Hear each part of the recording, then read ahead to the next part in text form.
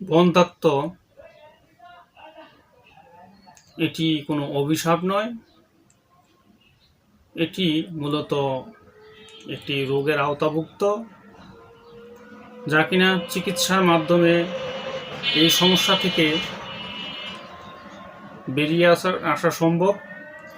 সম্পূর্ণ আয়ুর্বেদিক ফর্মুলারি মতে বেশ কিছু মেডিসিন আছে যা কিনা সেবন করলে আপনার যেই শারীরিক জরায়ুর বিভিন্ন সমস্যা, মহিলাদের সমস্যা কেটে বন্ধ্যাত্বের সমস্যা দূর হয়ে যাবে।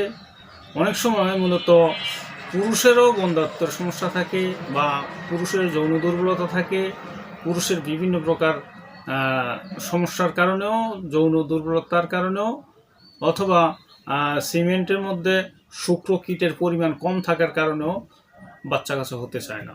সুপ্রিয় দর্শক,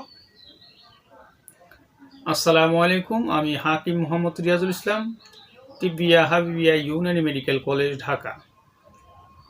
দীর্ঘ প্রায় 17 বছর যাবৎ ইউনানি, আয়ুর্বেদিক এবং হার্বাল ঔষধের মাধ্যমে চিকিৎসা দিয়ে, সেবা দিয়ে এবং সুপরামর্শ দিয়ে আসছি রিয়াজ হার্বাল চিকিৎসা কেন্দ্র, ভুলতা গাউসিয়া, রূপগঞ্জ, নারায়ণগঞ্জ। যে আমি হাকিম মোহাম্মদ রিয়াজুল ইসলাম। এখানে নারী এবং পুরুষের বিভিন্ন প্রকার রোগের ভেষজ গাছগাছরা, লতাপাতা, ফলমূল, শিকড় বাকরের মাধ্যমে সম্পূর্ণ ইউনানি আয়ুর্বেদিক ফর্মুলার মতো ঔষধ দিয়ে, সেবা দিয়ে এবং সুপরামর্শ দিয়ে আসছি। আজকে আপনাদের মাঝে আলোচনা করব পুরুষের এবং মহিলাদের বন্ধ্যাত্বের সমস্যা বা যাদের বাচ্চা কাচ্চা হয় না তাদের জন্য আয়ুর্বেদিক মেডিসিনের মাধ্যমে, আয়ুর্বেদিক পরামর্শের মাধ্যমে চিকিৎসা এবং সমাধান। মূলত আমাদের দেশে প্রচলিত আছে বাচ্চা যেহেতু হয় না তাহলে নারীর সমস্যা, কিন্তু মূলত সমস্যা যে পুরুষেরও হয়ে থাকে তা আমাদের অনেকেরই জানা নেই। যেমন পুরুষের যৌন দুর্বলতা থাকলে, পুরুষের সিমেন্টের মধ্যে যদি শুক্রকীটের পরিমাণ কম থাকে তাহলে বাচ্চা কাচ্চা হওয়ার সম্ভাবনা খুব কম থাকে।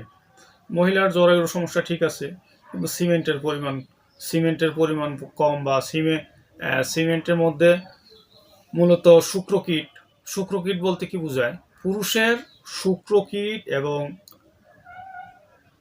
মহিলাদের ডিম্বাণু, স্বামী স্ত্রী মেলামেশার পরে যেই শুক্রকীট সর্বপ্রথম ডিম্বাণুর ভিতরে প্রবেশ করতে পারবে সেটি বাচ্চা হবে, আর শত শত লক্ষ লক্ষ শুক্রকীট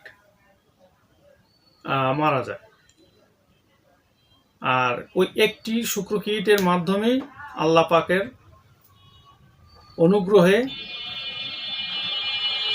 পৃথিবীতে মানুষের সৃষ্টি হয়।